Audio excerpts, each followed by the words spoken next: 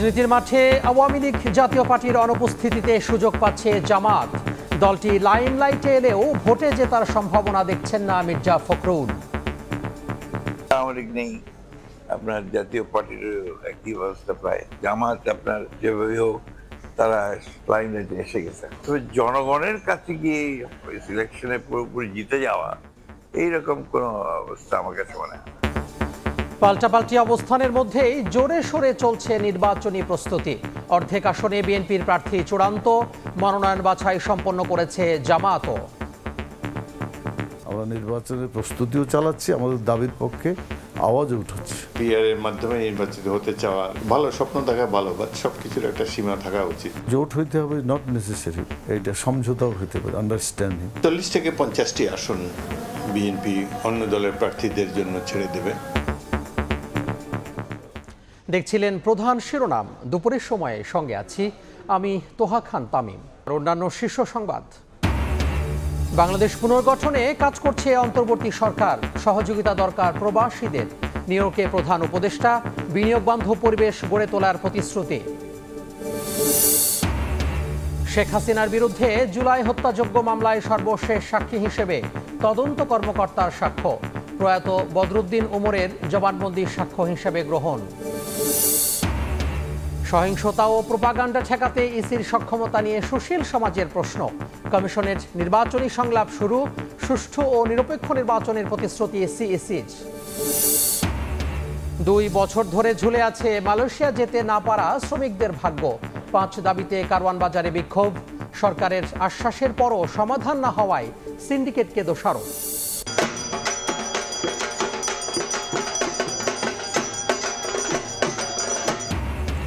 মহাষষ্ঠীতে কল্পারম্ভের মধ্য দিয়ে শারদীয় দুর্গোৎসব শুরু। মণ্ডপে মণ্ডপে ভক্ত দর্শনার্থীর ভিড়। পূজা নিয়ে নিরাপত্তার শঙ্কা নেই, জানালেন স্বরাষ্ট্র উপদেষ্টা।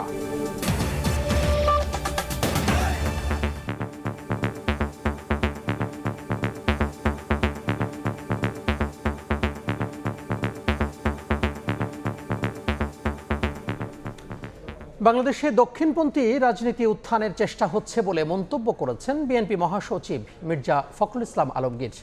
নিউ ইয়র্কে সময় সংবাদকে তিনি জানান, জামাতে ইসলামী লাইমলাইটে এলেও জনমনে এর খুব বেশি প্রভাব পড়েনি।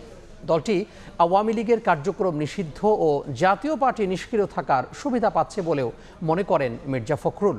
নিউ ইয়র্কে সময় সংবাদকে বিএনপি মহাসচিবের সাক্ষাৎকারের আরেকটি অংশ নিয়ে হাসানুজ্জামান সাকির রিপোর্ট। 5ই আগস্টের পর রাজনীতির মাঠে বিএনপির প্রধান প্রতিদ্বন্দ্বী জামায়াতে ইসলামী। রাজনীতিতে দীর্ঘদিনের সহযাত্রী দল দুটির মধ্যে সাম্প্রতিক সময়ে দূরত্ব বেড়েছে। সংস্কার, জুলাই সনদ সহ নির্বাচন পদ্ধতি নিয়ে বিএনপি জামায়াতের বর্তমান অবস্থান এখন বিপরীতমুখী। বাংলাদেশের মানুষের মধ্যে এসব বিষয় নিয়ে নিউ ইয়র্ক সফররত বিএনপি মহাসচিব মির্জা ফখরুল ইসলাম আলমগীরের সঙ্গে কথা হয় সময় সংবাদের। সাক্ষাৎকারে মির্জা ফখরুল বলেন, ক্ষমতাচ্যুত আওয়ামী লীগের রাজনৈতিক কর্মকাণ্ড নিষিদ্ধ এবং জাতীয় পার্টিও রাজনৈতিকভাবে নিষ্ক্রিয় থাকায় সুবিধাজনক অবস্থানে আছে জামায়াত। বাংলাদেশে তো রাজনৈতিক দল বলতে যে কয়েকটা দল ছিল, আপনার আওয়ামী লীগ, বিএনপি, জাতীয় পার্টি, জামাত, এই 4টাই তো মূল দল ছিল। সেক্ষেত্রে আওয়ামী লীগ নেই, আপনার জাতীয় পার্টির একই অবস্থা প্রায়। এখন বিএনপি আর জামাত আপনার অত্যন্ত যেভাবে হোক তারা লাইমলাইটে এসে গেছে এখন, এবং আপনার মিডিয়ার বদৌলতে এবং তাদের সাংগঠনিক কর্মকাণ্ডের বদৌলতে তারা একটা জায়গায় পৌঁছানোর চেষ্টা করছে। এটা করবেই তারা, এটাই স্বাভাবিক, আপনার করাটাই স্বাভাবিক। তো সেই ক্ষেত্রে আমার কাছে মনে হয় না যে জনগণের মধ্যে জামাতের যে খুব বেশি প্রভাব বেড়েছে, এটা আমার কাছে মনে হয় না। আমি নিজে মাঠের রাজনীতিবিদ, মাঠে যাতায়াত করি, তাতে বুঝতে পারি যে তার গিয়ে সেখানে খুব বেশি একটা নাই। বৈশ্বিক রাজনীতির গতিপ্রবাহ তুলে ধরে বাংলাদেশেও যে তা থেকে বিচ্ছিন্ন নয় তা স্পষ্ট করেন মির্জা ফখরুল। তবে সেই প্রচেষ্টা ভোটের মাঠে সফল হবে না বলে তার বিশ্বাস। সমস্যা হচ্ছে যে আপনার এখানে, আমি এর আগেও বলেছিলাম যে আপনার একটা সারা পৃথিবীতেই আপনার একটা দেখা যাচ্ছে যে দক্ষিণ পন্থা যারা নিয়ে যারা রাজনীতি করে তাদের একটা উত্থান হচ্ছে আর কি। সেক্ষেত্রে বাংলাদেশে এটা চেষ্টা করা হচ্ছে। আর জামাতের একটা অ্যাডভান্টেজ হচ্ছে, জামাত কিন্তু আপনার it's a very organised political party, regimented political party. এবং সেই সঙ্গে তাদের ফান্ড টান্ডও আছে যথেষ্ট, সুতরাং তারা কাজ ওইভাবে করছে। এটা তাদের জন্য কিছুটা প্লাস পয়েন্ট তো নিঃসন্দেহে। তবে জনগণের কাছে গিয়ে সিলেকশনে পুরোপুরি জিতে যাওয়া এইরকম কোনো অবস্থা আমার কাছে মনে হয় না। জাতিসংঘে প্রধান উপদেষ্টার বক্তব্যের পর নির্বাচন নিয়ে সংশয় কিছুটা হলেও কমেছে বলে মনে করেন মির্জা ফখরুল। মির্জা ফখরুল জানান, সারা দেশে বিএনপির সম্মেলন হচ্ছে, সাংগঠনিকভাবে দল গোছানো হচ্ছে। নির্বাচনের আগে সময় মতোই দলের ভারপ্রাপ্ত চেয়ারম্যান তারেক রহমান দেশে ফিরবেন বলেও জানান বিএনপি মহাসচিব। হাসানুজ্জামান সাকি, সময় সংবাদ, নিউ ইয়র্ক, যুক্তরাষ্ট্র। ত্রয়োদশ সংসদ নির্বাচনে অর্ধেক আসনে প্রার্থী চূড়ান্ত করেছে বিএনপি। দ্রুতই তালিকা প্রকাশ করে প্রচারণায় মাঠে নামবে দলটি। যুগপথ আন্দোলনে মিত্র দলগুলোকে আসন ছাড়তে প্রস্তুত অর্ধশত। তবে প্রার্থিতা পেতে হলে প্রতিযোগিতায় থাকতে হবে জনপ্রিয়তা। বিএনপির ভোট পরিকল্পনার বিষয়ে এমন তথ্য দেন দলটির স্থায়ী কমিটির সদস্য মেজর অবসরপ্রাপ্ত হাফিজ উদ্দিন আহমেদ। ত্রয়োদশ নির্বাচনে জামায়াতের সঙ্গে জোটের সম্ভাবনা নেই। পিআর নিয়ে জল ঘোলা বিএনপিকে ঠেকানোর অপচেষ্টা বলে মন্তব্য করেন তিনি। বিস্তারিত জানাচ্ছেন শফিকুজ্জামান রুবেল। দেশে বইছে নির্বাচনী হাওয়া। প্রতিদ্বন্দ্বিতার জন্য নানা কৌশল ঠিক করতে ব্যস্ত দলগুলো। জোট বেঁধে শক্তি বাড়াতে প্রস্তুতির পাশাপাশি একক দল হিসেবেও পরীক্ষা দিতে চলেছেন কেউ কেউ। নির্বাচনের জন্য ঘোষিত সময়ের কয়েক মাস আগে থেকেই প্রার্থী তালিকা নিয়ে মাঠে নেমেছে দলগুলো। বিএনপির স্থায়ী কমিটির সদস্য জানান, ত্রয়োদশ জাতীয় নির্বাচনে ৭০% আসনে একক প্রার্থী দিতে চায় তার দল। এরই মধ্যে অর্ধেক আসনে নির্ধারণ করা হয়েছে প্রার্থী। বাছাইয়ের ক্ষেত্রে গুরুত্ব পেয়েছে ত্যাগ, অভিজ্ঞতা, জনপ্রিয়তা ও ক্লিন ইমেজ। দ্রুতই তালিকা প্রকাশ করে মাঠে নামবে বিএনপি। মোটামুটি ভাবে আমাদের নিজস্ব প্রার্থীদের তালিকা প্রস্তুত আছে, যারা এলাকায় জনপ্রিয়, সাধারণ মানুষের মনে তাদের সম্পর্কে ভালো ধারণা আছে। তো এই ধরনের সৎ, নিষ্ঠাবান, ত্যাগী নেতাদেরকে বিএনপি মনোনয়নের ক্ষেত্রে অগ্রাধিকার দিবে বলে আমরা ধারণা করছি। জনপ্রিয়তা বিবেচনায় যুগপৎ আন্দোলনে মিত্র দলগুলোর জন্য 40 থেকে 50টি আসন ছাড়তে প্রস্তুত বিএনপি। তবে ত্রয়োদশ নির্বাচনে জামাতের সঙ্গে জোট হওয়ার কোনো সম্ভাবনা নেই বলেও জানান বিএনপির স্থায়ী কমিটির সদস্য মেজর অবসরপ্রাপ্ত হাফিজ উদ্দিন আহমেদ। 40 থেকে 50টি আসন বিএনপি অন্য দলের প্রার্থীদের জন্য ছেড়ে দেবে।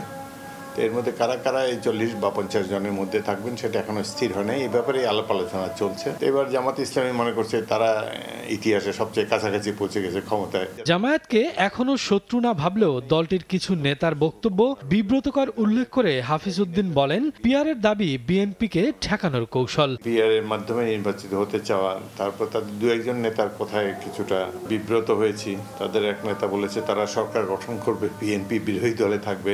ভালো স্বপ্ন দেখা ভালো, বাট সবকিছুর একটা সীমা থাকা উচিত। এদিকে এনসিপি ও গণ অধিকার একীভূত হওয়ার আলোচনাকে শুভ কামনা জানিয়ে বিএনপি নেতা জানান, নির্বাচনের মাঠে তারা বিএনপির ভাবনায় নেই। কোনো প্রকারে সংসদে যদি প্রবেশাধিকার লাভ করা যায় তাহলে তো সোনায় সোহাগা। যাই হোক, সকলের জন্য আমাদের শুভ। রুবেল, সময় সংবাদ, ঢাকা। 5 দফা দাবিতে ঐক্যবদ্ধ আন্দোলন এবং জাতীয় নির্বাচনের প্রস্তুতি সমান তালে চালিয়ে যাচ্ছে জামাতে ইসলামী। জুলাই সনদের আইনি ভিত্তি, পিআর পদ্ধতিতে নির্বাচন, লেভেল প্লেইং ফিল্ড নিশ্চিত সহ 5 দফা দাবিতে যেসব দলের সঙ্গে আন্দোলন করছে তাদের সঙ্গে নির্বাচনী জোটেরও পরিকল্পনা দলটির। একই সঙ্গে 295টি আসনে প্রাথমিকভাবে প্রার্থী চূড়ান্ত করে ভোটের লড়াইয়ের প্রস্তুতিও চলছে 8 ঘাট বেঁধেই। তবে সমঝোতা হলে মিত্রদের সঙ্গে আসন ভাগাভাগি নিয়ে কার্পণ্য না করার কথা জানিয়েছে জামাতের শীর্ষ নেতৃত্ব। শফিক মুন্সির রিপোর্ট। জুলাই সনদের আইনি ভিত্তি প্রদান, সংসদের উভয় কক্ষে পিআর পদ্ধতিতে নির্বাচন সহ 5 দফা দাবিতে রাজপথে সরব বাংলাদেশ জামায়াতে ইসলামী। 18 সেপ্টেম্বর আরও 7টি দলের সঙ্গে ঐক্যবদ্ধ কর্মসূচির অংশ হিসেবে রাজধানীতে বিক্ষোভ ও সমাবেশ করেছে দলটি। এরপর ধারাবাহিকভাবে বিভাগীয় পর্যায় থেকে শুরু করে জেলা উপজেলা পর্যন্ত কর্মসূচি পালন করেছে তারা। আন্দোলনের মাঝেই আগামী জাতীয় নির্বাচনের জন্য 295টি আসনে প্রাথমিকভাবে প্রার্থী চূড়ান্ত করেছে জামায়াত। যে কোনো পরিস্থিতিতে প্রার্থী পরিবর্তন হতে পারে এমন শর্তে মাঠে কাজ করার জন্য একে একে মনোনয়ন প্রত্যাশীদের গ্রিন সিগন্যাল দিচ্ছে দলটি। কিভাবে সংগঠন পরিচালিত হয় জামায়াতের সিনিয়র নায়েবে আমির মোহাম্মদ মুজিবুর রহমান সময় সংবাদের মুখোমুখি হয়ে জানান, তৃণমূল থেকে নেতাকর্মীদের মতামতের ভিত্তিতে এবং গণতান্ত্রিক প্রক্রিয়ায় মনোনীত করা হয়েছে সম্ভাব্য প্রার্থীদের। আমরা কতটা নির্বাচন করব বা সমঝোতা করব কি করব না, পরিবেশ পরিস্থিতি বলে দিবে। আমরা আমাদের চিন্তার দৃষ্টিকোণ থেকেই সব আসনকে আমরা দীর্ঘদিন ধরেই চাষাবাদের মধ্যে রেখেছি। আমরা নির্বাচনের প্রস্তুতিও চালাচ্ছি, আমাদের দাবির পক্ষে আওয়াজও উঠছে। তবে আগামী নির্বাচনে আসন সমঝোতার মাধ্যমে জোট গঠনে আগ্রহী জামায়াত। এক্ষেত্রে সর্বোচ্চ ছাড় দিতেও প্রস্তুত দলটি। জোট হইতে হবে নট নেসেসারি, এইটা সমঝোতাও হতে পারে, আন্ডারস্ট্যান্ডিং। মানে একটা জায়গায় একটা ইসলামী ক্যান্ডিডেট বা প্রার্থী থাকবে, সমঝোতায় আমরা যদি পৌঁছতে পারি তখন সেখানে আলাপ আলোচনা করে আমাদের এটা তাদেরকে ছাড় দেওয়ার ব্যাপারে সর্বোচ্চ ছাড় দিয়ে হলেও আমরা ইসলামী সমঝোতা নিয়েই নির্বাচন করতে চাই। নির্বাচন কমিশনের সীমানা জটিলতা ইস্যুতে 2টি আসনে প্রার্থী চূড়ান্ত করেনি জামায়াত। এছাড়া কৌশলগত কারণে 3টি আসনে এখনো নিশ্চিত করা হয়নি প্রার্থী। আমরা দেশটাকে নির্বাচনমুখী রাখতে চাই। শফিক মুন্সি, সময় সংবাদ, ঢাকা। আগামী জাতীয় নির্বাচন সুষ্ঠু ও নিরপেক্ষ করতে নির্বাচন পর্যবেক্ষণের পাশাপাশি ইউরোপীয় ইউনিয়নের প্রতিনিধি দলের কাছে কারিগরি সহায়তা চেয়েছে বাংলাদেশ জামাত ইসলামী। দুপুরে বসুন্ধরা আবাসিক এলাকায় জামাত আমির ডক্টর শফিকুর রহমানের সঙ্গে সাক্ষাৎ করতে যান ইউরোপীয় ইউনিয়নের প্রতিনিধি দল। ফেব্রুয়ারিতে জাতীয় নির্বাচনে জামাতের অবস্থান বিষয়ে জানতে চান তারা। জামাতের পক্ষ থেকে জানানো হয়, ফেব্রুয়ারিতেই নির্বাচন চান তারা। নির্বাচন নিরপেক্ষ করার ব্যাপারে যদি আপনারা সম্পূর্ণ পেশাদারিত্ব এবং নিরপেক্ষতা অবলম্বন করেন এবং এই নির্বাচনকে সুন্দর করার জন্য কারিগরি সহযোগিতা করেন, এবং ওনারা আশাবাদ ব্যক্ত করেছেন যে আগামী মাসে ওনারা আরেকবার দেশে আসবেন এবং নির্বাচনের তফসিল ঘোষণার আগেই আরও বিভিন্ন বিষয়ে বিভিন্ন দল এবং স্টেক হোল্ডারের সঙ্গে ওনারা আরও কিছু ঘনিষ্ঠভাবে মত বিনিময় করবেন। দেশ পুনর্গঠন প্রক্রিয়ায় অংশ নিতে প্রবাসী বাংলাদেশিদের প্রতি আহ্বান জানিয়েছেন প্রধান উপদেষ্টা professor Mohammad Yunus. NRB connect day উপলক্ষে নিউ ইয়র্কে এক অনুষ্ঠানে সরকার প্রধান বলেন, প্রবাসীরা বাংলাদেশের অবিচ্ছেদ্য অংশ। জুলাই অভ্যুত্থানের পর সৃষ্ট পরিবর্তনগুলো এগিয়ে নিতে প্রবাসীদের গুরুত্বপূর্ণ ভূমিকা পালনের আহ্বান সরকার প্রধানের। নিউ ইয়র্ক থেকে হাসানুজ্জামান সাকির রিপোর্ট। বাংলাদেশ বিনিয়োগ উন্নয়ন কর্তৃপক্ষ বিডার আয়োজনে নিউ ইয়র্কে আয়োজিত এনআরবি কানেক্ট ডের অনুষ্ঠানে যোগ দেন প্রধান উপদেষ্টা ডক্টর মোহাম্মদ ইউনূস। এ সময় করতালি আর স্লোগানে বাংলাদেশের একমাত্র নোবেল জয়ী অর্থনীতিবিদকে স্বাগত জানান প্রবাসীরা।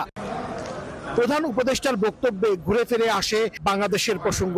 1 বছর আগে কি পরিস্থিতিতে তিনি সরকার গঠন করেছিলেন তা জানান প্রবাসীদের। আমরা প্রত্যেকে নিজে খেলব, যেটুকু অংশ আমরা পাই সেটুকু অংশ আমরা পালন করব, তাহলে সরকার প্রধান বলেন, প্রবাসীরা যে যেখানেই আছেন দেশের জন্য কাজ করতে হবে। আপনারা যেমন গুরুত্বপূর্ণ বাংলাদেশের জন্য, তারাও তাদের জন্য, তাদের দেশের জন্য গুরুত্বপূর্ণ। তারা যদি মনে করে আমরা মাধ্যমে কাজকর্ম করবো, তাহলে আস্তে আস্তে দেখবে যে রাস্তা খুলে যাচ্ছে।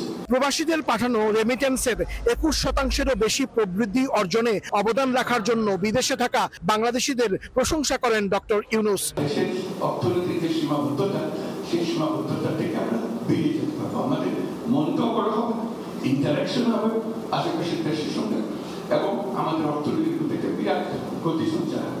জাতিসংঘের অধিবেশনের মতোই এই অনুষ্ঠানেও প্রধান উপদেষ্টার পাশে ছিলেন সফরসঙ্গী বিএনপি, জামায়াত ও এনসিপির নেতারা। তারা বাংলাদেশ প্রশ্নে সবাইকে এক থাকার ওপর জোর দেন।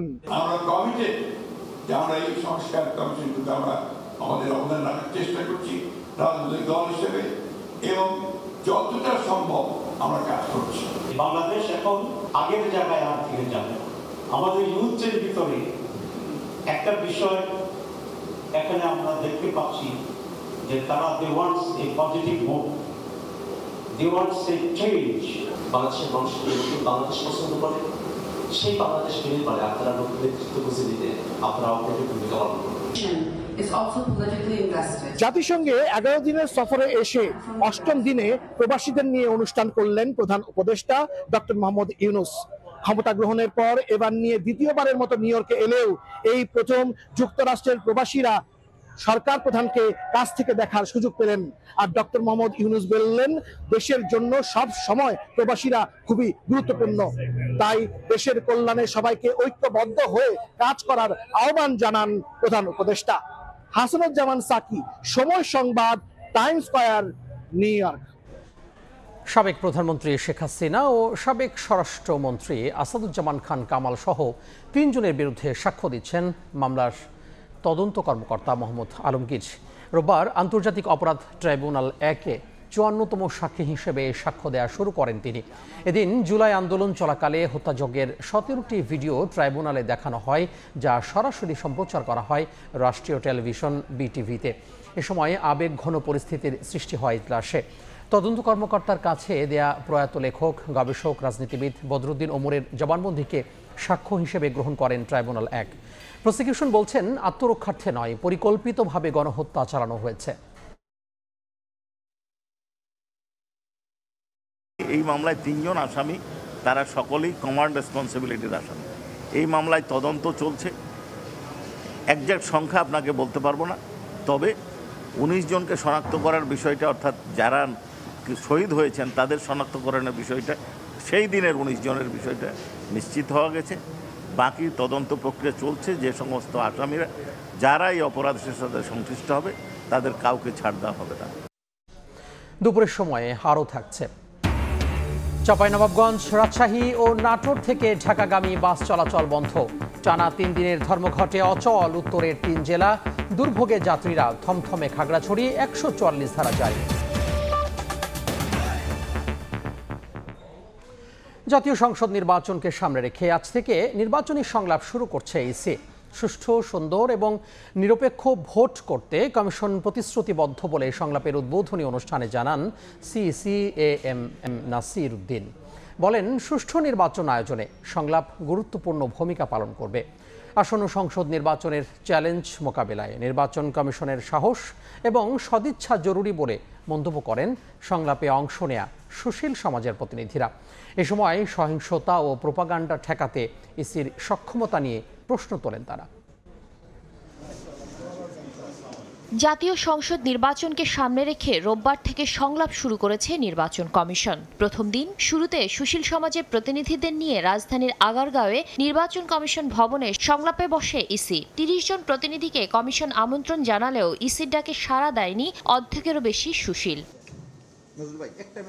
30 জনের মধ্যে মাত্র 13 জন সুশীল এবং বুদ্ধিজীবী কমিশনের সংলাপে অংশগ্রহণ করেন। সিইসি সভাপতিত্বে সংলাপ শুরু হলে ভোটের এবং নির্বাচন কমিশনের নানা চ্যালেঞ্জের কথা তুলে ধরে ইসিকে স্বাধীন ও স্বচ্ছ হবার পরামর্শ দেন তারা।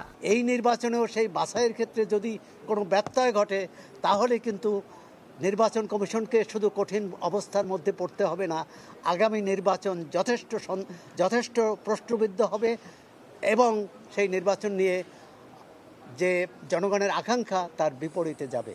যেই সরকার প্রকৃত অর্থে একটি অবাধ, নিরপেক্ষ, সুষ্ঠু, স্বচ্ছ নির্বাচন চায় কিনা সেই ব্যাপারে নিশ্চিত করতে হবে। সুষ্ঠু, অবাধ ও নিরপেক্ষ নির্বাচনের জন্য কমিশনের নৈতিকতা জরুরি। দল মতের ঊর্ধ্বে উঠে নির্বাচন কমিশনকে নিরপেক্ষ এবং সাহস দেখানোর আহ্বান জানান তারা। আমাদের পক্ষ থেকে তো প্রত্যাশা থাকবে অন্তর্বর্তী সরকার, বলা হচ্ছে জনগণের সরকার, তাহলে তারা জনগণের নিশ্চয়ই প্রত্যাশা পূরণ করবেন। পরে সমাপনী বক্তব্য দেন সিইসি। বলেন, আইন অনুযায়ী সুষ্ঠু, সুন্দর, নিরপেক্ষ ভোট করতে প্রতিশ্রুতিবদ্ধ কমিশন। আমরা এবার এটা অ্যাড্রেস করবো, ইনশাল্লাহ সবাই ভোটের ব্যবস্থা করবো। এই আরেকটা উদ্যোগ আমরা নিয়েছি। আইটি সাপোর্টেড পোস্টাল ব্যালটের মাধ্যমে অনেক পরীক্ষা নিরীক্ষা করে আমাদের অনেক এক্সপার্টদের ওপিনিয়ন নিয়ে আমরা একটা অপশন বের করেছি। এই নির্বাচন অনুষ্ঠানটা সুষ্ঠু এবং সুন্দরভাবে করার জন্য যা যা প্রস্তুতি নেওয়া দরকার, এই ক্ষেত্রে আমরা অনেক এগিয়ে গেছি। সুষ্ঠু, সুন্দর, বিশ্বাসযোগ্য নির্বাচন দিতে প্রতিশ্রুতিবদ্ধ। দুপুর 2:30টায় শিক্ষাবিদদের সঙ্গে সংলাপে বসবে কমিশন। এতে প্রায় 20 জনকে আমন্ত্রণ জানিয়েছে নির্বাচন কমিশন। শাতিলা শারমিন, সময় সংবাদ, ঢাকা। এই মুহূর্তে আগারগাঁওয়ে নির্বাচন ভবনে আছেন রিপোর্টার কাউসারা চৌধুরী কমু। আমরা সরাসরি যুক্ত হব তার সঙ্গে। দিনব্যাপী সংলাপের আয়োজন শুরু করেছে নির্বাচন কমিশন। যেহেতু প্রথমবার অর্থাৎ সকালে সুশীল সমাজের প্রতিনিধিদের সাথে ছিল বৈঠক, সংলাপ কিছুক্ষণ আগেই সেই সংলাপ শেষ হয়েছে এবং দুপুরে 2:30টার পরে আবারও শুরু হবে, সেটি হচ্ছে শিক্ষক প্রতিনিধিদের সাথে। তো সকালে যে 13 জন প্রতিনিধি অংশ নিয়েছিলেন সুশীল সমাজের এবং বিশিষ্টজনরা, তারা আসলে বলে গেলেন নির্বাচন কমিশনের সক্ষমতা, নির্বাচন কমিশনের যে সাহস এবং স্বাধীনতা বজায় রেখে যেন কাজ করে, এবং যেহেতু নির্বাচনটি এবার চ্যালেঞ্জের হবে, সেই চ্যালেঞ্জ মোকাবেলা করতে যা যা করণীয় সেটি যেন কমিশন করতে পারে। সেই সঙ্গে নির্বাচনকে ভণ্ডুল করতে অথবা নির্বাচনে কোনো নস্যাৎ করতে যদি সরকারের কোনো উপদেষ্টা পরিষদেরও কেউ থেকে থাকে, তবে তাদেরও পদত্যাগের করার জন্য যেন কমিশনের পক্ষ থেকে চাপ থাকে, সেই ধরনের বক্তব্যও তারা দিয়ে গেছেন। তারা বলেছেন যে নারী আসনের সংখ্যা বৃদ্ধি না করার জন্য তারা ক্ষোভ প্রকাশ করেছেন নির্বাচন কমিশনের কাছে, এবং বলেছেন যে শুধু সাহস, যদি সুষ্ঠু নিরপেক্ষ নির্বাচন অনুষ্ঠান করতে কমিশন না পারে, সেক্ষেত্রে যাতে নির্বাচন কমিশন তাদের পদত্যাগ করার মতো সাহস তাদের থাকে, সেই সাহসের কথাও বলেছেন। সব কিছু মিলিয়ে বলছেন যে একটি সুষ্ঠু, সুন্দর এবং নিরপেক্ষ নির্বাচনের জন্য কমিশনের পাশাপাশি সরকারকেও তাদের সহযোগিতা করতে হবে, এবং নির্বাচন যদি সুষ্ঠু না হয় সে দায়ও কিন্তু কমিশনকে নিতে হবে। এই বলেই তারা আসলে তাদের মতামত দিয়েছেন। কমিশনে ওই মতামতগুলো নিয়েছে এবং পরবর্তীতে এগুলো তারা আলোচনা করবে। যুক্ত হয়েছিলাম নির্বাচন কমিশন থেকে। মধ্য দিয়ে শুরু হলো দুর্গোৎসবের মহাষষ্ঠী। সকাল 9টায় ঢাকেশ্বরী জাতীয় মন্দিরে অনুষ্ঠিত হয় কল্পারম্ভ ও বিহিত পূজা। এর মধ্য দিয়ে আনুষ্ঠানিকভাবে শুরু হলো 5 দিনব্যাপী শারদীয় দুর্গোৎসব।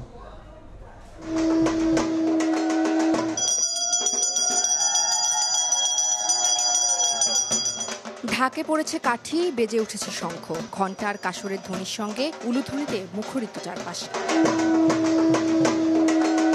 রোববার সকালে বেলতলায় ঘট স্থাপন করে ষোড়শ উপাচারে ষষ্ঠাদি কল্পারম্ভে শুরু হয় ষষ্ঠী পূজা। চণ্ডী পাঠের সঙ্গে দেবীর আরাধনার মাধ্যমে দেয়া হয় ষষ্ঠীর পুষ্পাঞ্জলি। ষষ্ঠী বিহিত পূজা সম্পন্ন হয়েছে এবং সায়ংকালে অর্থাৎ সূর্যাস্তের পরে শুরু করে সন্ধ্যার মধ্যে আমন্ত্রণ এবং অধিবাস। আমাদের প্রত্যাশা সবসময়ই শান্তি, সুন্দর। আর এর মধ্যে দিয়ে শুরু হলো বাঙালি হিন্দুদের সবচেয়ে বড় ধর্মীয় উৎসব শারদীয় দুর্গাপূজার মূল আনুষ্ঠানিকতা। সবাইকে শারদীয় শুভেচ্ছা। পূজা হচ্ছে মায়ের। দুর্গাপূজা তো এমনিতেই হচ্ছে আমাদের জন্য অনেক বড় একটা উৎসব। প্রতিমা দেখবো, সব মণ্ডপে যাব। ধূপ আগরবাতির সঙ্গে মোহিত মণ্ডপের আঙ্গিনা। শিশু থেকে বৃদ্ধ সব বয়সী পুণ্যার্থী উৎসবের সাজে মণ্ডপে নেমেছে ভক্তদের ঢল। আমাদের দেশের মানুষ সবাই যেন ভালো থাকে সেই প্রার্থনা। মা জানি সবাইকে ভালো রাখে, সুস্থ রাখে। সম্পূর্ণ খুব ভালোভাবে যে পুজোটা হোক, এটাই আমরা আশাবাদ করি। সন্ধ্যায় শুরু হবে ষষ্ঠীর আসল পর্ব। অনুষ্ঠিত হবে অধিবাস ও আমন্ত্রণ। সনাতনী শাস্ত্র অনুযায়ী এবছর দেবী দুর্গার আগমন ঘটেছে গজে চড়ে। যাবেন পালকিতে। বৃহস্পতিবার বিজয়ী দশমীতে প্রতিমা বিসর্জনের মধ্যে দিয়ে শেষ হবে এবারের দুর্গা উৎসব। ভক্তের প্রার্থনা ও পূজার মধ্যে দিয়ে শুরু হলো দেবী দুর্গার আবাহন। তাই ভক্তদের চাওয়া অশুভ শক্তির বিনাশ ঘটে মর্তে উদয় হবে শুভ শক্তির। উম্মে হানি, সময় সংবাদ, ঢাকা। এই মুহূর্তে রাজধানীর ঢাকেশ্বরী মন্দিরে আছেন উম্মে হানি, চট্টগ্রামে আছেন ফেরদৌস লিপি এবং কলকাতায় আছেন সুব্রত আচার্য। আমরা প্রথমে যাচ্ছি হানির কাছে। ষষ্ঠীর সকালে যে পূজা আনুষ্ঠানিকতা ছিল সেটি আসলে বেলা 11টা নাগাদ শেষ হয়েছে এবং এখন কিন্তু মণ্ডপ প্রাঙ্গণে চলছে ধোয়া মোছার কাজ। অর্থাৎ বিকেলের যে সন্ধ্যা 6টায় যে দ্বিতীয় পর্বটি রয়েছে পূজার, সেটি আসলে অনুষ্ঠিত হবে এবং আমরা কিন্তু এখন দেখছি যে আসলে ভক্তরা অপেক্ষা করছেন আসলে সন্ধ্যার আনুষ্ঠানিকতার জন্য এবং চারপাশে এখন যে পরিবেশ সেটি হচ্ছে যে মন্দির প্রাঙ্গণে আসলে ভক্তরা অপেক্ষা করছেন। কেউ প্রার্থনায় ডুবে আছেন, কেউ পরিবার নিয়ে এসেছেন এই শুভ মুহূর্তের সাক্ষী হতে। এবং আজকে ষষ্ঠী পূজার বিকেলের যে আয়োজন রয়েছে সেটি কিন্তু হচ্ছে যে আবাহন ও অধিবাস এবং এখানে দেবী দুর্গাকে আসলে মর্তে স্থায়ীভাবে আমন্ত্রণ জানানো হবে এবং পূজা অর্চনার মন্ত্র পাঠে আসলে পুরোহিত দেবীকে আহ্বান করবেন যেন তিনি আগামী 5 দিন আসলে ভক্তদের মাঝে অবস্থান করেন। এবং এই সময় দেবীর ভক্তরা কিন্তু ফুল, বেলপত্র এবং ফল মিষ্টি আর প্রসাদ নিবেদন করবেন দেবীকে। এবং এছাড়া কিন্তু বিকেলে আরেকটি আকর্ষণ হচ্ছে সন্ধ্যা আরতি। সেটিও কিন্তু আসলে ঢাক ঢোল এবং শঙ্খের কাঁসার ধ্বনির সঙ্গে আসলে আরতি শুরু হবে। এবং এখন যারা মণ্ডপে উপস্থিত রয়েছেন সবাই কিন্তু দাঁড়িয়ে আছেন আসলে সেই প্রার্থনায় যোগ দেবার জন্য। এবং এখন কিন্তু ভক্তরা আসলে অধীর আগ্রহে বসে আছেন। অনেকের সঙ্গে কথা বলেছি, তারা বলছেন যে তারা সকাল থেকে উপোস করে এসেছেন যেন বিকেলের আরতি আর পূজার প্রথম প্রসাদটা হাতে পান। আবার কেউ কেউ সন্তানকে নিয়ে মায়ের আশীর্বাদ, দেবীর আশীর্বাদ নিতে এসেছেন। এবং অনেকে বলছেন যে এই দিনটির জন্য তারা আসলে সারা বছর অপেক্ষা করেন। এবং বিকেলের পূজায় কিন্তু দেবীর আর্চনায় রাখা হবে বিভিন্ন উপাচার ফল মূল এবং বিকেলের যে অনুষ্ঠানটি সেটি কিন্তু আসলে আয়োজকরা আমাদেরকে জানিয়েছেন যে বিকেল 6টায় শুরু হবে। এবং এই মুহূর্তে চট্টগ্রামে রয়েছেন আমাদের আরেকজন সহকর্মী ফেরদৌসী লিপি, আমরা জানবো তার কাছ থেকে সর্বশেষ। চট্টগ্রামের মণ্ডপগুলোতে কিন্তু উৎসবের আমেজ, যদিও পূজার যে আনুষ্ঠানিকতা সেটা শুরু হয় নাই, সেটা মূলত সন্ধ্যায় বেলপাতায় যে দেবী দুর্গাকে অধিগ্রহণ এবং যে আমন্ত্রণ সেটা জানানোর মধ্য দিয়ে আনুষ্ঠানিকতা শুরু হবে। কিন্তু এরই মধ্যে ভক্তরা কিন্তু মণ্ডপগুলোতে আসছেন, ঘুরছেন এবং দেখছেন। এবার চট্টগ্রামে নগরীতে প্রায় 287টি মণ্ডপে পূজা অনুষ্ঠিত হচ্ছে এবং পূজা মণ্ডপে যে নিরাপত্তা ব্যবস্থা সেটা কিন্তু পূজা কমিটির যে নিজস্ব ব্যবস্থাপনায় সিসি ক্যামেরা সহ স্বেচ্ছাসেবক সেগুলো রাখা হয়েছে। এর বাইরে আইন শৃঙ্খলা রক্ষাকারী বাহিনী কিন্তু কয়েক স্তরে নিরাপত্তা ব্যবস্থা নেওয়া হয়েছে। এবং চট্টগ্রামের যে পূজা মণ্ডপগুলো সেগুলোর কিন্তু নানা ধরনের বৈচিত্র্যতা থাকে এবং সে কারণে শুধু সনাতন ধর্মের মানুষ নয়, দেখা যায় অন্যান্য ধর্মের মানুষও কিন্তু দল বেঁধে এই মণ্ডপগুলো দেখছে। এবং এবারে আমি বেশ কিছু মণ্ডপে ঘুরেছি। এই মুহূর্তে আমরা যে মণ্ডপে আছি সেটা হচ্ছে দেয়ানবাজারের কুসুম কুমারী স্কুল মণ্ডপ এবং এই মণ্ডপটাতে আসলে চিরাচরিত যে প্রতিমা থাকে দুর্গা উৎসবে সেটাই আসলে স্থাপন করা হয়েছে। কিন্তু অন্যান্য মণ্ডপগুলোতে আমরা দেখেছি যে বিভিন্ন থিম, বিশেষ করে অন্যায় অত্যাচার কিংবা অসত্যের পক্ষে যে যুদ্ধ, সেই যুদ্ধের মধ্য দিয়ে সত্য বিজয় তুলে ধরার জন্য যে লড়াই, সেই লড়াইয়ে সহ বিভিন্ন স্থাপনা কিন্তু আমরা দেখেছি। এবং এই স্থাপনাগুলোতে বেশিরভাগই দেখা গেছে যে স্থানীয় যারা তরুণরা আছে তারা কিন্তু বিভিন্ন থিমের ভিত্তিতে কিন্তু তাদের যে প্রতিমা সেই প্রতিমা তারা নির্মাণ করেছেন। এবং আশা করা হচ্ছে যে সন্ধ্যার পর যখন পূজার আনুষ্ঠানিকতা শুরু হবে তারপরে কিন্তু দর্শনার্থী কিংবা ভক্ত যারা আছে তারা দল ভেদে মণ্ডপগুলোতে আসবেন, ঘুরবেন এবং উৎসব নিয়েই কিন্তু দুর্গা উৎসব শেষ হবে এমন প্রত্যাশা কিন্তু তারা করছেন। তো এই ছিল আমার কাছে চট্টগ্রাম থেকে সর্বশেষ দুর্গাপূজার খবর। আমরা চলে যাব কলকাতায় আমাদের সহকর্মী সুব্রত আচার্যর কাছে। সবাইকে মহাষষ্ঠীর শুভেচ্ছা। আমি এই মুহূর্তে রয়েছি উত্তর কলকাতার একটি পূজা মণ্ডপে। কলকাতা শহর বহু বছর ধরে দুর্গাপুজোর শহর, কিন্তু এর সঙ্গে বাড়তি যোগ হয়েছে 2021 সালে ইউনেস্কোর স্বীকৃতি পাওয়া। এবং ইউনেস্কোর স্বীকৃতি পাওয়ার পরই কলকাতার দুর্গাপুজো আরো অনেক সমৃদ্ধ এবং বৈচিত্র্যময় হয়ে উঠেছে। আমি এই মুহূর্তে যে পুজো মণ্ডপীতে রয়েছি সেটি বেলঘড়িয়ার সাধারণ দুর্গা উৎসব কমিটি। এই কমিটির যে এবারের যে পুজো, সেই পুজো তাদের 78 বছরে পদার্পণ করেছে এবং প্রতি বছরই তারা বিষয় ভাবনা বৈচিত্র্য ফুটিয়ে ওঠে, তোলার চেষ্টা করে বিভিন্ন থিমের মধ্য দিয়ে। এবার তাদের থিম অস্তিত্ব, অর্থাৎ এই মহামায়া দেবী দুর্গা, দশভূজা দেবী দুর্গার বিভিন্ন রূপে পৃথিবীতে তার যে আশার এসে যে তিনি যে দুষ্টের দমন করে এবং সৃষ্টের পালন করে, সেই অস্তিত্বই কিন্তু বিভিন্ন রূপে এখানে ফুটিয়ে তোলা হচ্ছে। আপনাদেরকে জানিয়ে রাখি যে এই মহাষষ্ঠীর যে ধর্মীয় রীতি সেটি মূলত সন্ধ্যে থেকে শুরু হবে। আজকে মহাষষ্ঠীর পুজোর মধ্য দিয়ে মা দুর্গা মর্তে আসবেন আনুষ্ঠানিকভাবে এবং আগামী কয়েকদিন কিন্তু দেবীর যে পুজোর যে রীতি সেটি কিন্তু আজকে সন্ধ্যার পর থেকেই আনুষ্ঠানিকভাবে শুরু হবে। এবং তার আগে গত কয়েকদিন ধরে আমরা দেখেছি যে কলকাতা শহরের অলিগলিতে যে অসংখ্য দুর্গাপুজো অনুষ্ঠিত হচ্ছে, মূলত প্রত্যেকটি দুর্গাপুজোতে তিল ধারণের জায়গা নেই। আর আজকে যেহেতু মহাষষ্ঠীর সকাল, এই মুহূর্তে সকাল পেরিয়ে আমরা মধ্য দুপুরে গনগন করছে আকাশের রোদ। আপনারা জানেন যে গত সোমবারই কিন্তু প্রবল বর্ষণে কলকাতা শহর ভেসে গিয়েছিল এবং আলিপুর আবহাওয়া দপ্তর তারা আশঙ্কা প্রকাশ করেছিলেন যে এবারে দুর্গাপুজো কিন্তু প্রবল বর্ষণ মুখর পরিবেশে হবে।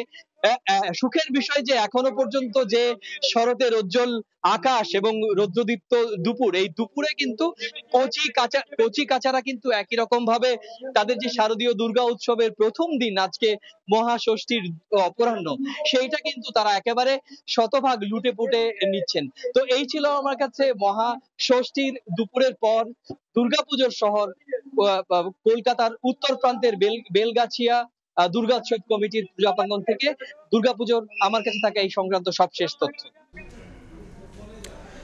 শারদীয় দুর্গোৎসবের খবর জানতে আমরা যুক্ত হয়েছিলাম ভারতের কলকাতা এবং তারও আগে চট্টগ্রাম এবং ঢাকেশ্বরী মন্দির থেকে। শারদীয় উৎসবকে ঘিরে ফ্যাসিবাদী আমলের মতো কেউ যাতে সাম্প্রদায়িক পরিস্থিতি সৃষ্টির অপচেষ্টা করতে না পারে সে ব্যাপারে সতর্ক থাকতে আইন শৃঙ্খলা বাহিনীর প্রতি আহ্বান জানিয়েছেন বিএনপির ভারপ্রাপ্ত চেয়ারম্যান তারেক রহমান। এক ভিডিও বার্তায় দুর্গাপুজো উপলক্ষে সনাতন ধর্মের মানুষদের শুভেচ্ছা জানান তিনি। আমি শারদীয় দুর্গাপূজা উপলক্ষে দেশের হিন্দু সম্প্রদায়কে জানাই আন্তরিক শুভেচ্ছা। ধর্মীয় উৎসব পালন করবে। এটি বাংলাদেশের আবহমানকালের ধর্মীয় সামাজিক মূল্যবোধ ও সংস্কৃতির সৌন্দর্য। একজন বাংলাদেশী হিসাবে এর ভিতর দিয়েই পরিস্ফুটিত হয়ে ওঠে আমাদের বিভিন্ন ধর্ম, গোত্র, সম্প্রদায়ের মধ্যেকার পারস্পরিক বন্ধুত্ব, সম্প্রীতি, সৌহার্দ্য এবং ভ্রাতৃত্ব। দুপুরের সময় আরও থাকছে। রাতে এশিয়া কাপের ফাইনালে প্রথমবারের মতো ভারত পাকিস্তান মহারণ। নবম শিরোপায় চোখ টিম ইন্ডিয়ার, প্রতিশোধের লক্ষ্য মেন ইন গ্রিনের।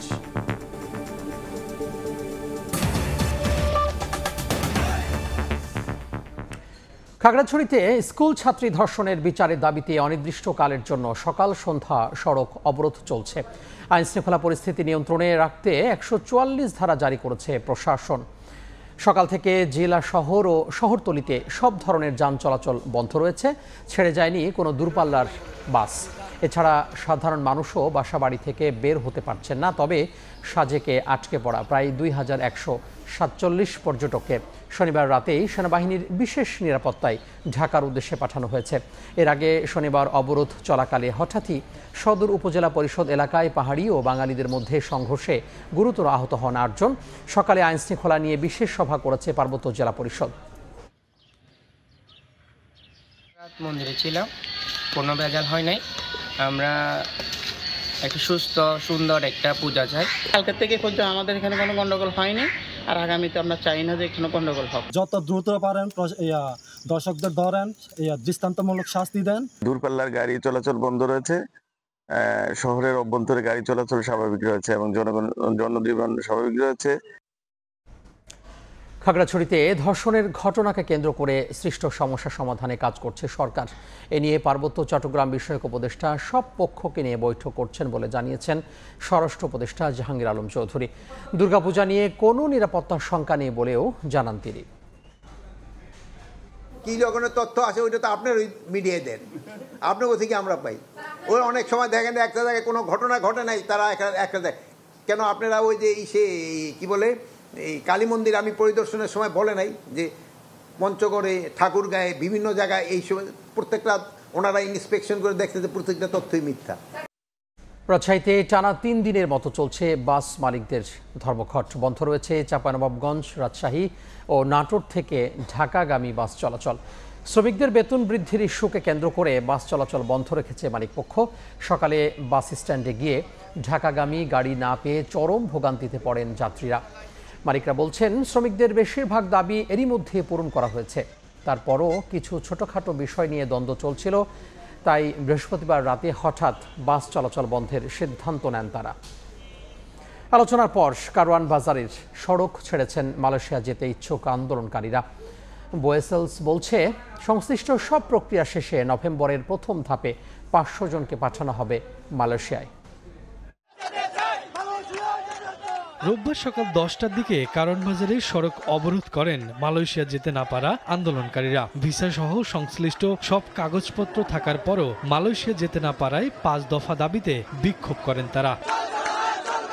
আন্দোলনকারীরা জানান 2 থেকে 3 বছর ধরে অপেক্ষায় থাকলেও মালয়েশিয়া যাওয়ার সুযোগ হয়নি তাদের। সর্বশেষ অন্তর্বর্তী সরকারের আশ্বাসের পরও হচ্ছে না সমাধান। আমরা সবাই টিটিসি থেকে ট্রেনিং করার পরেও এখন তারা বিভিন্ন ধরনের তালবাহানা দিচ্ছে। এই আমাদের ট্রেনিং এর সার্টিফিকেট। বিগত 2 বছরের ভুক্তভোগী 18,000 কর্মী এখানে উপস্থিত আছি। প্রায় 6 লক্ষ টাকা দিয়ে আমরা বাড়ি ঘর সারা 6 লাখ টাকা দিছি। বুয়েসাল থেকে মেসেজ দিছে 70,000 টাকা দিয়ে নেব।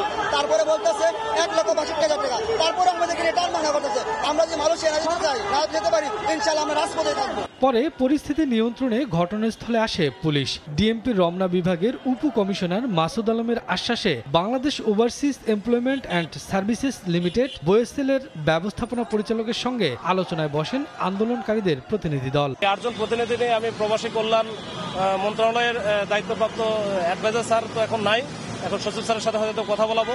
আমি নিজে নিয়ে যাচ্ছি, নিয়ে গিয়ে কথা বলায় তারপর দেখি আমরা আলোচনার টেবিলের মাধ্যমে এটা আমরা সমাধান করতে পারি কিনা চেষ্টা করবো আমরা। আলোচনা শেষে সন্তোষ প্রকাশ করেন আন্দোলনকারীরা। আন্দোলন না করে নিয়ম মেনে মালয়েশিয়া যাওয়ার প্রক্রিয়া সম্পন্ন করবেন বলে জানান তারা। আমরা স্থগিত করতেছি মানে আন্দোলনটা, আমরা যে নিউজটা পেতে আসছিলাম আপাতত আলহামদুলিল্লাহ এটা খুশি। বোয়েসেলের ব্যবস্থাপনা পরিচালক বলেন 2 অক্টোবর থেকে শুরু হবে ইন্টারভিউ। সব প্রক্রিয়া শেষে নভেম্বরের মধ্যেই মালয়েশিয়া পাঠানো হবে 500 জনকে। আমরা আশা করছি যে আমাদের প্রথম দিকের ফ্লাইট হয়তো আগামী নভেম্বরের প্রথম দিকে তারা যাবে, সবকিছু ঠিকঠাক থাকলে। হাই কমিশন থেকে 500 ডিমান্ড আমাদের হাতে আসছে এবং এখন পর্যায়ক্রমে আসতে থাকবে। বোয়েসেল ছাড়া অন্য কোনো মাধ্যমে টাকা লেনদেন না করার আহ্বানও জানান তিনি। শফিকুজ্জামান রুবেল, সময় সংবাদ, ঢাকা। পুলিশ হেফাজতে 3 যুবককে নির্যাতনের প্রমাণ পাওয়ায় মাদারীপুরের রাজুর থানার পরিদর্শক সঞ্জয় কুমার ঘোষ সহ সংশ্লিষ্টদের বিরুদ্ধে মামলার নির্দেশ দিয়েছেন আদালত। একই সঙ্গে পুলিশ সুপারকে বিষয়ে ব্যবস্থা নেওয়ার নির্দেশও দেওয়া হয়েছে। যদিও আদালতে নিঃশর্ত ক্ষমা চেয়ে রিভিশন দাখিল করেছেন অভিযুক্ত পুলিশ কর্মকর্তা। আর দোষীদের বিচার দাবি করেছেন ভুক্তভোগীর পরিবার। সঞ্জয় কর্মকার অভিজিতের রিপোর্ট, ছবি তুলেছেন শাহাদাত আকন। 17 সেপ্টেম্বর মাদারীপুরের রাজৈর পৌরসভার সমঙ্গল এলাকায় মাদক উদ্ধার অভিযানে যায় পুলিশ। নেতৃত্ব দেন রাজৈর থানার পরিদর্শক সঞ্জয় কুমার ঘোষ। সঙ্গে ছিলেন এএসআই তরিকুল ইসলাম, AHM কামরুজ্জামান, ASI জাহিদুল ইসলাম সহ আরও কয়েকজন পুলিশ সদস্য। ফল বিক্রেতা ইলিয়াস খালাসি, দুবাই প্রবাসী সুজন মোল্লা ও শ্রমিক সুমন খাঁকে আটক করা হয়। তাদের কাছ থেকে 50 পিস ইয়াবা উদ্ধারের দাবি করে পুলিশ। পরদিন AHM কামরুজ্জামান বাদী হয়ে রাজৈর থানায় মাদক আইনে মামলা করেন। পরে আদালতে হাজির করা হলে কারাগারে পাঠানোর নির্দেশ দেন বিচারক। এর আগে আসামি পক্ষ থেকে অভিযোগ তোলা হয় গ্রেপ্তার 3 জনকে থানায় শারীরিক নির্যাতন করা হয়েছে। তাদের শরীরে জখম দেখে চিকিৎসার নির্দেশ দেন বিচারক। নির্যাতনের সত্যতা পাওয়ায় মেডিকেল রিপোর্ট আদালতে জমা দেন civil surgeon doctor Mohammad Shariful Abedin Kamal. এরই প্রেক্ষিতে 25 September senior judicial magistrate Mohammad Eliam Hossain অভিযুক্ত পুলিশ কর্মকর্তাদের বিরুদ্ধে মামলার নির্দেশ দেন। বন্দুকের ঘাড়া দিয়া বাইরে এসে লাঠি দিয়ে আঘাত করছে, এরকম পরে আমরা ওষুধও দিছি। হ্যাঁ, ওষুধও মনে করেন আমাকে দিতে দেয় নাই। বুঝতে দিয়ে লাঠি দিয়েছে, পাউডা পাড়াই মাইডের পা ফুলে ইলিয়াস রে পিড়াইছে, আবার থানায় নিয়ে বলে মারছে। বাইরে ওই চারুর দ্বারে লাইট মারছে, লাইট মারলি কিনকে ফেলে লাইট মারলো ওই এরা তদন্ত হিসাব হলো ওই জালে পেঁচাই হলো যে পরীক্ষা সুপার গুণে ওই এলো কোপ। যারা যারা জেলে আছে ওদের মুক্তি চাই, আর যারা যারা এই অন্যায় করছে তাদের বিচার চাই। বিষয়টি জানাজানি হলে জেলা ও দায়রা জজ আদালতে নিঃশর্ত ক্ষমা চেয়ে রিভিশন দাখিল করেন অভিযুক্ত পুলিশ কর্মকর্তারা, যার শুনানি আগামী মঙ্গলবার। নিঃশর্ত ক্ষমা চেয়ে একটা প্রেয়ার দিছে, আর ওই যে আদেশটা দিছে আমাদের বিচারক মহোদয়, ওইটার এগেনস্টে ওরা একটা রিভিশন করছে। মারপিট করা হয়েছে এবং তাকে মামলা নেওয়ার জন্য একটা নির্দেশ দিচ্ছেন এসপি মহোদয়কে। যেহেতু এই অর্ডার এগেনস্টে একটা রিভিশন হয়েছে, ওইটা আপাতত হিয়ারিং এর জন্য আছে। আর আমরা যতটুকু শুনেছি যে মারপিট করেছে এই মর্মে একটা অভিযোগ করছে। এদিকে পুলিশের দায়ের করা মাদক মামলাটির তদন্তের দায়িত্বে আছেন ASI মোস্তফা কামাল। সময় সংবাদ, মাদারীপুর। ফলাফল দুর্নীতি থেকে বের হতে পারছে না চট্টগ্রাম শিক্ষা বোর্ড। অভিযোগ পেয়ে বোর্ডে অভিযান চালিয়েছে দুর্নীতি দমন কমিশন। চলতি বছরের এসএসসি পরীক্ষার পুনঃনিরীক্ষণের ফলাফলে অনিয়মের অভিযোগ পেয়ে সকালে বোর্ড কার্যালয়ে যান দুদকের একটি দল। এ সময় চেয়ারম্যান সহ বিভিন্ন কর্মকর্তার সঙ্গে কথা বলে অনিয়ম ও জালিয়াতির প্রমাণ পান কর্মকর্তারা।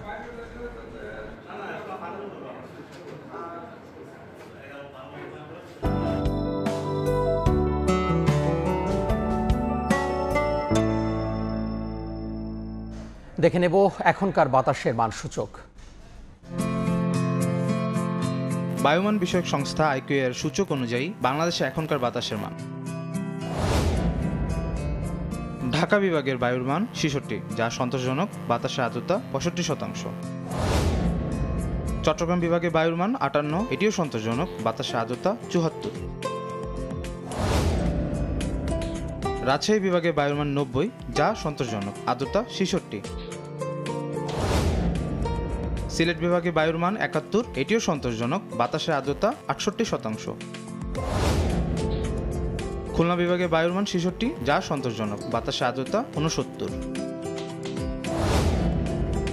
বরিশাল বিভাগের বায়ুর মান 61, এটিও সন্তোষজনক, আর্দ্রতা 63। রংপুর বিভাগের বায়ুর মান 86, যা সন্তোষজনক, বাতাসে আর্দ্রতা 68। ময়মনসিংহ বিভাগের বায়ুর মান 78, এটি সন্তোষজনক, বাতাসে আর্দ্রতা 65%। সারা দেশে বায়ুর মান সবচেয়ে ভালো চট্টগ্রামে 58 আর সবচেয়ে খারাপ রাজশাহীতে 90। খবর, এশিয়া কাপের ইতিহাস গড়া ফাইনালে আজ ভারত পাকিস্তান মহারণ। ফাইনাল ব্যাটেলের আগে অনুশীলন করেনি টিম ইন্ডিয়া, করেছে রিকভারি সেশন। অন্যদিকে বড় শটের মহড়ায় নিজেদের ঝালিয়ে নিয়েছে পাকিস্তান। চাপ সামলে নিজেদের সেরাটা দেওয়ার প্রত্যয় দু দলের। ভারতের নবম নাকি পাকিস্তানের তৃতীয় শিরোপা? দুবাইয়ে উত্তর মেলানোর লড়াই শুরু বাংলাদেশ সময় রাত 8:30টায়। বিস্তারিত জানাচ্ছেন সাব্বির মিথুন। এশিয়া কাপের 41 বছরের ইতিহাসে এমনটা কখনোই হয়নি। 16 আসরে দুই চিরপ্রতিদ্বন্দ্বী লড়েনি ফাইনালের মঞ্চে। এমনই এক ক্ষণ অপেক্ষা করছে এবার। রোববার high voltage Bharat Pakistan final Salman আঘার দল। তবে দুবাইয়ে সেসব একপাশে রেখেই নামতে চাইবে men in green. Unpredictable Pakistan অনুশীলন করেছে ফুরফুরে মেজাজে। পাক অধিনায়কের দাবি, ফাইনালে চাপে থাকবে ভারতীয়রাও। দুই দলের উপর সমান চাপ থাকবে। ফাইনালের আলাদা একটা চাপ তো আছেই। আমরা চেষ্টা করব সেরাটা দেওয়ার। যারা কম ভুল করবে তারাই ম্যাচ জিতবে। আমরা চেষ্টা করব ফাইনালে যাতে ভুল কম হয়। আইসিসি একাডেমিতে যখন ঘাম ছড়িয়েছে পাকিস্তান, তখন হোটেল বন্দি সময় পার করেছে টিম ইন্ডিয়া। শ্রীলঙ্কা ম্যাচের ধকল কাটাতে অনুশীলনে নামেনি সূর্যা কুমারের দল। এমনকি গণমাধ্যমের মুখোমুখিও হয়নি দলের কোনো সদস্য। আগের দিনের পোস্ট ম্যাচেই সে কাজ সেরে রাখে মেন ইন ব্লু। খেলোয়াড়দের সংগঠিত করার জন্য আলাদা পুল সেশন আছে। বড় ম্যাচের জন্য মানসিকভাবে প্রস্তুত হতে মেসেজ নিতে পারবে তারা। এটি দ্রুত নিজেদের চাপ মুক্ত করা ও স্মার্ট ক্রিকেট খেলার কৌশল। ম্যাচের আগে কোনো অনুশীলন থাকছে না। টি-20তে দুই দল মোট 15 বার মুখোমুখি হয়েছে। 12 জয় ভারতের, 3 বার হেসেছে পাকিস্তান। তবে সে 3 জয়ের দুটোই এসেছে এই দুবাই ইন্টারন্যাশনাল স্টেডিয়ামে। পাকিস্তান দলের সামনে আপাতত এই একটাই অনুপ্রেরণা। আরও একটা ভারত পাকিস্তান ম্যাচ, একটা বিগ ফাইনাল। গ্রুপ পর্ব কিংবা সুপার 4-এ কে হেরেছে, কে কাকে হারিয়েছে, সেসব সমীকরণ ভুলে যাওয়া যাবে এই একটা ম্যাচ জিতলে। পাকিস্তান দল তেমনটাই যাচ্ছে। তাদেরকে দেখে মনে হচ্ছে কোনো ধরনের চাপের ভেতর নেই। তবে ফাইনালে তাদেরকে ঘুরে দাঁড়াতে হলে সেরা ক্রিকেটটাই খেলতে হবে, যা এখন পর্যন্ত এই টুর্নামেন্টে পাকিস্তান করে দেখাতে পারেনি। দুবাই থেকে সাব্বির মিথুন, সময় সংবাদ। অক্টোবরে এশিয়ান কাপ বাছাই হংকংয়ের বিপক্ষে হোম ও অ্যাওয়ে ম্যাচের জন্য 28 সদস্যের দল ঘোষণা করেছে বাফুফে। দলে নতুন মুখ যুক্তরাষ্ট্র প্রবাসী ফুটবলার জায়ান আহমেদ। এএফসি অনূর্ধ্ব 23 ফুটবল টুর্নামেন্টের বাছাই ভিয়েতনামে দুর্দান্ত পারফরমেন্সের পুরস্কার পেয়েছেন জায়ান। আসলে প্রতিটি ম্যাচেই দাপুটে পারফর্ম করে কোচ হ্যাভিয়ার কাবরেরার নজর কেড়ে নেন এই ডিফেন্ডার। এবার সিনিয়র দলেও ডাক পেলেন জায়ান আহমেদ। প্রাথমিক দলে আরও আছেন মিতুল মার্মা, তপু বর্মন, তারিক কাজী, ইব্রাহিম তাজউদ্দিন রহমত সহ মোট 28 জন। আগামী 29 সেপ্টেম্বর থেকে কোচ হ্যাভিয়ার কাবরেরার অধীনে শুরু হবে জাতীয় দলের ক্যাম্প। তবে শুরু থেকে থাকবে না হামজা চৌধুরী, সমিত সোম ও ফাহমেদুল ইসলাম। এশিয়ান কাপ বাছাইয়ে গত মার্চে ভারতের বিপক্ষে ড্র করে বাংলাদেশ। এরপর জুনে সিঙ্গাপুরে হোম ম্যাচে হেরে যায় লাল সবুজ। অক্টোবরে হোম ও অ্যাওয়ে ম্যাচে জয় দিয়ে ঘুরে দাঁড়াতে চায় হামজা সমিত্রা। এই পর্যায়ে শীর্ষ সংবাদগুলো জানিয়ে দিব আরও একবার। রাজনীতির মাঠে আওয়ামী লীগ জাতীয় পার্টির অনুপস্থিতিতে সুযোগ পাচ্ছে জামাত। দলটি লাইমলাইটে এলেও ভোটে জেতার সম্ভাবনা দেখছেন না মির্জা ফখরুল। শেখ হাসিনার বিরুদ্ধে জুলাই হত্যাযোগ্য মামলায় সর্বশেষ সাক্ষীর সাক্ষ্য গ্রহণ। ট্রাইব্যুনালে দেখানো হলো 17টি ভিডিও। পরিকল্পিতভাবে চলে গণহত্যা বলছে প্রসিকিউশন। এবং স্কুল ছাত্রী ধর্ষণের প্রতিবাদে খাগড়াছড়িতে সড়ক অবরোধ। 144 ধারা জারি প্রশাসনের। সমস্যা সমাধানে কাজ করছে সরকার। দুপক্ষের সঙ্গে চলছে বৈঠক, জানালেন স্বরাষ্ট্র উপদেষ্টা। এই ছিল দুপুরের সময়। এরপর সময় সংবাদ নিয়ে সঙ্গে থাকবেন সহকর্মী রোজা আফরোজা। ধন্যবাদ তামিম। সময় সংবাদ নিয়ে ফিরছি কিছুক্ষণ পর, সঙ্গে থাকুন সময়ের।